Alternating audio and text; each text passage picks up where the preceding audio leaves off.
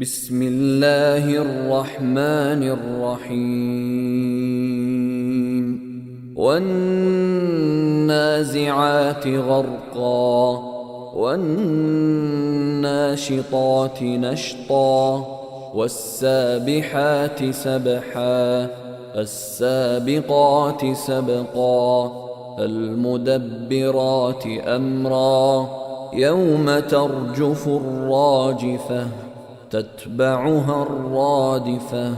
قلوب يومئذ واجفة أبصارها خاشعة يقولون أئنا لمردودون في الحافرة أئذا كنا عظاما نخرة قالوا تلك إذا كرة خاسرة فإنما هي زجرة واحدة فإذا هم بالساهرة هل أتاك حديث موسى إذ ناداه ربه بالواد المقدس طوى اذهب إلى فرعون إنه طغى فقل هل لك إلى أن تزكى وأهديك إلى ربك فتخشى فأراه الآية الكبرى فكذب وعصى ثم أدبر يسعى فحشر فنادى فقال أنا ربكم الأعلى فأخذه الله نكال الآخرة والأولى إن في ذلك لعبرة لمن يخشى أأنتم أشد خلقا أم السماء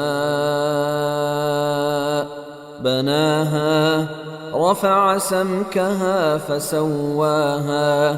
وأغطش ليلها وأخرج ضحاها والأرض بعد ذلك دحاها أخرج منها ماءها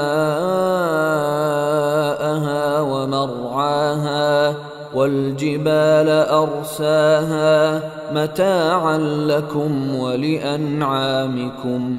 فإذا جاءت الطامة